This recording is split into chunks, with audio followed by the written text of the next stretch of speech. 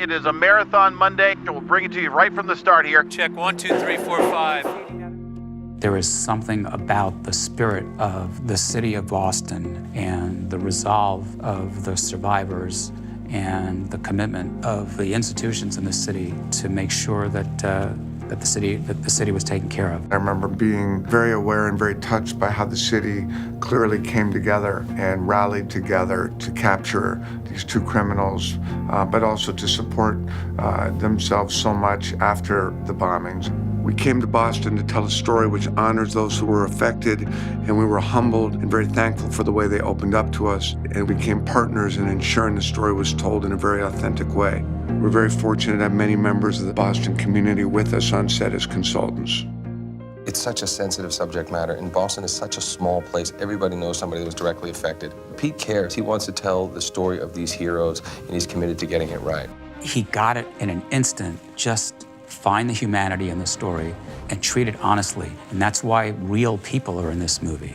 Even if they're extras in the background in Boston PD outfits, he wanted real police to play them. Commissioner Davis, the New York Post is reporting a 20-year-old Saudi national has been charged. Can you confirm? And even some of the locations, like Sean Collier's house. We're at Curtis Street in Somerville, where Sean lived. They did a couple scenes inside and outside. They had pink walls. I went, we should paint these, don't you think? And he goes, no, I want it exactly the way it was. The other big one was, we called it the Henneberry House. I had the opportunity to come and see the set of my house, and it's perfect.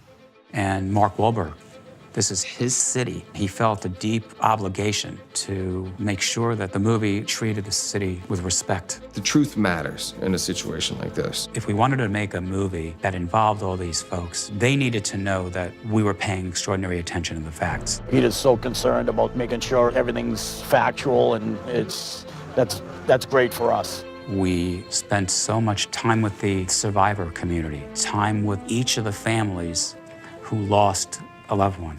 There were a lot of heroes that day. There were a lot of heroes in the days immediately after, in uniform and out. Pete portrays that very well. 7716, control, I'll take it on my way home.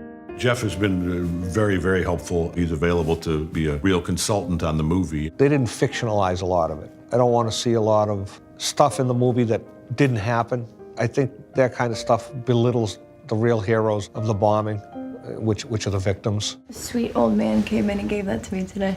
We're all trying so hard to tell their story with as much sensitivity and respect, because it is something that we don't and will never understand. And I think they've been so incredibly generous and courageous to share that with us. I was so impressed with his commitment to getting it right that I signed on to it. This is one of the big reasons why I wanted to do it, just the spirit of Boston and to do right by the victims and the people who were hurt.